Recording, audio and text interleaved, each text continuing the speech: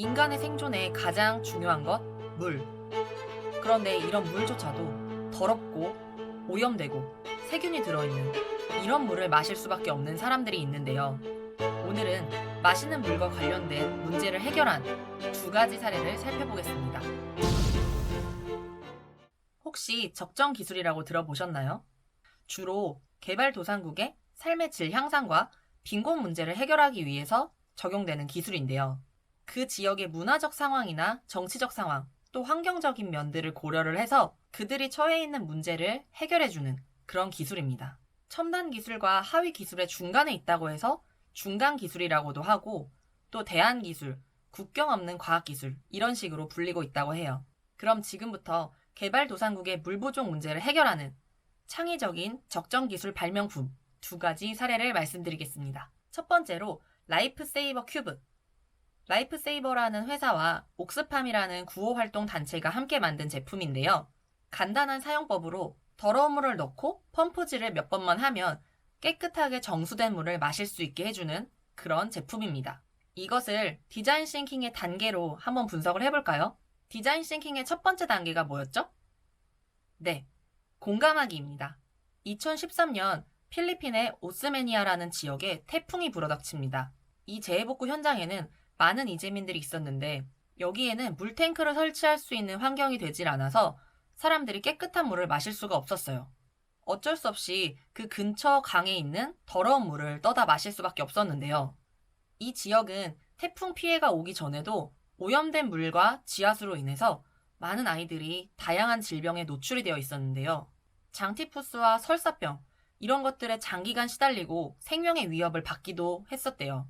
그런데 태풍으로 인해서 이 오염된 물의 문제가 더욱 심해진 거죠. 이들의 문제, 페인포인트, 바로 여기에 공감을 해서 옥스팜이라는 단체는 생각을 합니다. 주변에서 쉽게 구할 수 있는 오염된 물을 깨끗한 식수로 바꿀 수는 없을까? 이때의 상황은 물탱크나 물펌프를 설치할 수 있는 상황이 아니었기 때문에 쉽게 휴대할 수 있는 큐브 형태의 작은 휴대용 정수기를 만들었습니다. 모양은 이렇게 생겼어요. 안을 들여다보면 이 라이프 세이버 큐브의 필터는 15나노미터래요. 이게 어떤 크기냐면 사람의 머리카락 한 가닥, 이게 0.1mm라고 했을 때 환산하면 10만 나노미터가 돼요. 그리고 적혈구는 6천에서 8천 나노미터. 지금까지 발견된 가장 작은 박테리아가 200나노미터 크기이고요. 가장 작은 바이러스는 25나노미터래요. 그런데 라이프 세이버 필터는 무려 15나노미터. 그래서 더러운 물이 이 필터를 거치게 되면 미세 여과 기술을 활용해서 흙이나 먼지 같은 불순물은 물론이고 치명적인 바이러스와 박테리아도 거의 99%까지 걸러낼 수가 있다고 해요. 이 물통에는 5리터까지 한 번에 저장을 할 수가 있고요. 쉽게 운반을 해야 되기 때문에 통은 가볍게 만들고 손잡이도 있습니다. 그리고 정수를 하는 방법도 쉬워서 아이들도 쉽게 사용할 수가 있어요. 이 기계로 하루에 12리터의 물을 정화한다고 치면 1년 동안 필터 교체 없이 지속적으로 이 기계로 물을 정화할 수 있다고 합니다. 라이프 세이버에는 다양한 디자인과 다양한 모델이 만들어져 있는데요. 이것은 구호 활동 외에도 군사적인 목적이나 레저 활동의 용도로 또 활용이 되고 있다고 해요. 물에 관련된 사례를 하나 더 알아볼까요? 두 번째 사례는 마르지 않는 샘 와카워터입니다. 아프리카의 많은 사람들은 매일 수십 킬로미터를 계속 걷는데요. 그 이유는 마실 물을 구하기 위해서입니다. 신발도 없이 그 긴 시간을 사막을 걸어 다니고 또 무거운 물탱크를 지고 다니는 이런 모습들. 그동안 아프리카의 물 부족 문제를 해결하기 위해서 물탱크라든지 물펌프, 이런 수도시설들을 지어주는 프로젝트들을 많이 했는데요. 이것도 그 근본적인 가뭄을 해결하기에는 부족했습니다. 그래서 보다 쉽고 지역 주민들이 직접 할 수 있는 그런 해결법이 필요한 상황이었어요. 이때 에티오피아를 찾은 이탈리아의 건축가 아르투로 비토리는 이런 생각을 하게 됩니다. 낮과 밤의 기온차가 큰 이 지역의 특성을 활용해서 마실 물을 만들 수는 없을까? 그는 이슬이 생기는 간단한 원리를 여기에 적용했어요. 거대한 물병 모양의 탑을 만들어서 그 표면에 맺히는 이슬들을 모으기로 한 건데요.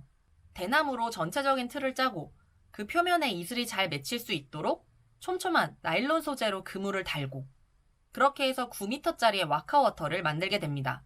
이 와카워터라는 이름은 에티오피아 사람들이 사랑방으로 사용하던 그런 커다란 무화과 나무, 와카나무에서 이름을 가져왔다고 해요. 아프리카는 낮과 밤의 기온차가 큰 지역이 많아서 이런 은결 현상이 잘 일어난다고 하는데요. 이렇게 맺힌 이슬들은 탑 아래쪽으로 모이게 됩니다.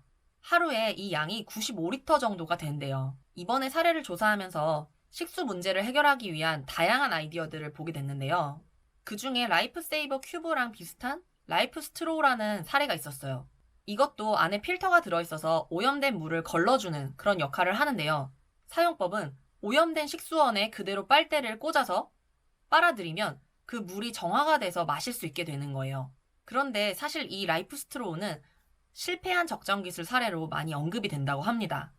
왜냐하면 적정 기술이라는 것은 단순히 기술 그 자체만을 제공하는 것이 아니라 그 지역의 사회적 환경, 정치적 환경 이런 것들을 고려해서 해결책을 내주는 게 중요한데요. 이 라이프 스트로우는 빈곤층에게는 비싼 물건이었기 때문에 이 스트로우를 가진 사람과 가지지 못한 사람들 사이에서 분란이 일어났대요. 사실상 이걸 무상으로 제공받은 사람들이 이걸 제대로 활용할 수가 없었고 그런 사람들은 이걸 빼앗기거나 또는 빼앗기기 전에 돈으로 바꾸는 이런 일들이 많이 일어난 건데요.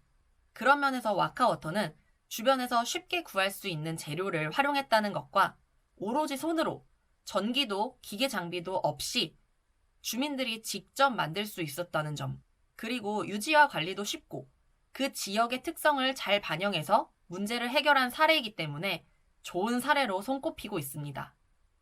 오늘날 우리는 한 사람이 하루 평균 500리터의 물을 사용한다고 합니다. 그러나 다른 한 곳에서는 마실 물조차 없는 상황인데요.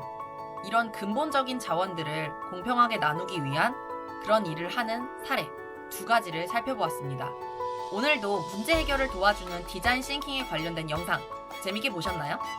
혹시 관심이 있으신 분들은 조금 더 살펴보실 수 있게 관련 사이트 주소를 제가 아래쪽에 적어 놓았는데요. 한번 살펴보셔도 좋을 것 같습니다. 그럼 다음에 또 만나요. 안녕!